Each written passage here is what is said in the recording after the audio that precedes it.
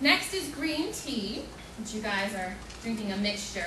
The recipe, again, it's over here on the side for you to get on your way up, but the green tea actually has cinnamon, mint, ginger, and then I use decaffeinated green tea just because I wanted to, avoid caffeine if anybody doesn't drink caffeine.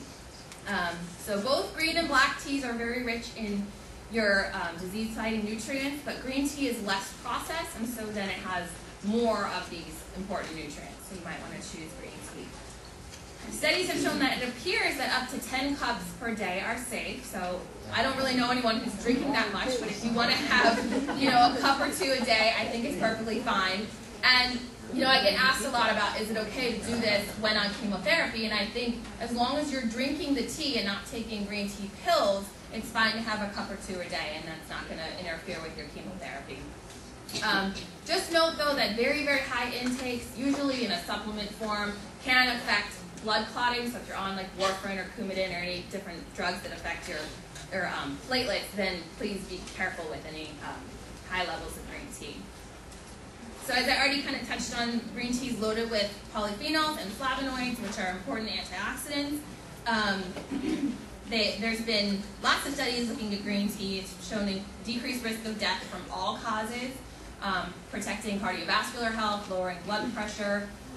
It's been shown to slow or prevent the growth of cancer tumors, improving insulin sensitivity, bone strength, osteoporosis, and promoting fat loss, and increasing exercise endurance. Those are some of the sort of newer things out there, I guess. The other thing that's really nice about green tea is that it doesn't have any calories, so if you're at all watching your weight, it's a good choice for a beverage. And the one that you have to drink just has a little bit of apple juice concentrate in it, so it has a little bit of sweetener, but you could always leave that out. But it's so little that it really doesn't make it that high of a calorie drink. So, one more reason to drink a green tea. And I think the biggest thing with green tea is just to experiment. There's lots of different ones out there. There's like green tea with lemon and just different flavors. If you don't like one, you might like another one. So just keep trying it. And I prefer iced green tea, so that's another option for you when it's warmer out. Next category is your herbs and spices. So there's countless things that fall into this category. We could never name them all, but I've listed several up here that seem to be extra important. So, I think the biggest thing is just kind of try to use these wherever you can in your cooking. All right, let's see. And so just like your green tea and other compounds or other foods that I've talked about, they're loaded with flavonoids and phytonutrients, which can protect from oxidative damage, boost immunity. Some of them even have antibacterial properties, which is very interesting. A lot have anti-inflammatory properties, which can promote cardiovascular health and help prevent cancer. And they're loaded with vitamin C and beta-carotene. One thing that's so wonderful about herbs and spices is that, for the most part, they're salt-free. So it's a good idea to use these in flavoring your food so that you can cut back on some of your salt intake as well. Let's see. So I just come up with some ideas as to how to include herbs and spices. And I'm certainly not a chef, so I'm definitely not an expert at this, but and I think it takes, certainly fine-tuning, but here's some just different ones. And you do have lots of different herbs and spices in some of the dishes you're eating today. And again, as I mentioned, there's ginger and cinnamon and mint in your tea. So that's another way to get in your seasonings. And Mrs. Dash is a great brand that is salt-free. And they have lots of seasoning blends, and they tell you kind of what it goes best with. So you can always look for Mrs. Dash in the grocery store to kind of help you with flavoring your foods. Almost to the end here, nuts and seeds. Anybody have any they want to contribute as I'm going through the list? Walnuts are on there at some point. There's walnuts. So, and this, again, is just sort of a sampling. Obviously, there's more that fall into this category, but just a little sampling of. Are these roasted or raw? So, that's a good question, and I'm not distinguishing between the two. You can eat raw or roasted, and it doesn't matter. Either one offers health benefits. Okay? So, nuts are loaded with monounsaturated fats and healthy protein. So, it's a good reason to eat these things. They've been shown to reduce heart disease risk, improve cholesterol, help with weight loss, believe it or not, which is sort of ironic because they're kind of high in calories. But I think part of that is because they're filling. You know, they make people eat less because they're very filling. And then they can help stabilize blood sugar because it's a slow, steady release of nutrients. They're loaded with vitamin E, potassium, and magnesium, which can help with blood pressure, and also manganese, copper, and riboflavin, which is important for energy production. Lots of reasons to eat your nuts. One thing that I like to do is a good snack, apple with peanut butter, or any kind of fruit with peanut butter or almond butter, or you know, any different types of nut butters is a good choice. You can add them to your salads or your hot cereals.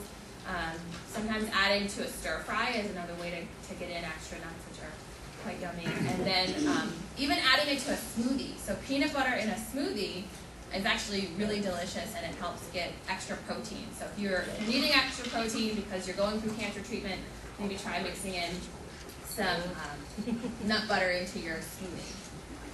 So this is sort of a subcategory of your nuts and seeds. Flaxseed. Have we heard of flaxseed? Yes. Yeah?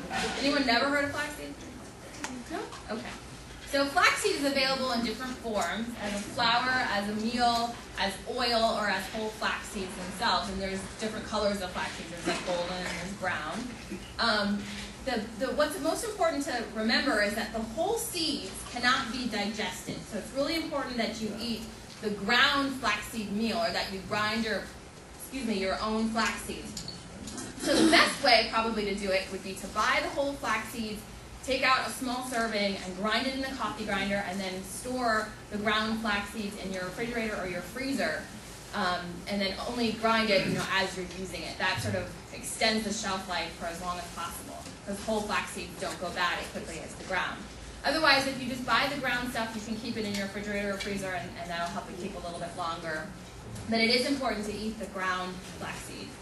And one thing to remember is that the oil doesn't contain a lot of the phytochemical cancer-fighting nutrients that are found in the whole flaxseed. So if you are taking flaxseed oil pills, or you're just mixing flaxseed oil into something, it's really not giving you the same benefit as eating the whole flax seeds that are ground. So you want to try to work that in if you can.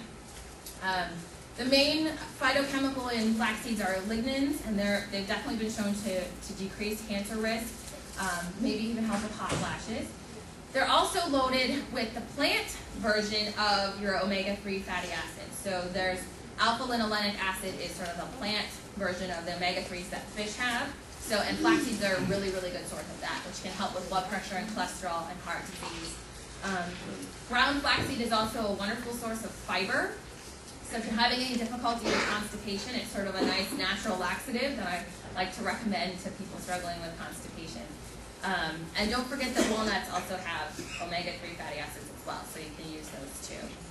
So how do we do it? I kind of already talked about how to store it, prevent spoilage, but I think flaxseed mix, or ground flaxseed mixes really well with oatmeal or yogurt. Some people like to put it in their orange juice in the morning. You could do that. Some people put it in their smoothies. If you've eaten your banana bread yet, you ate some flaxseed, so it's mixed into there. And you can't even really notice it when you mix it into breads. So I always like to kind of sneak a few spoonfuls in when I'm making stuff at home. Just so you know, though, there is sort of like a dose limiting rate for the flaxseed, where the studies have shown that it doesn't appear that more than 2 tablespoons a day is any more beneficial. So if you haven't ever done flaxseed, I would start small because, again, of that laxative effect. So start with just a teaspoon or so, and then if you want to work up to 2 tablespoons, that's probably more, that's plenty, and you don't need to go more than that.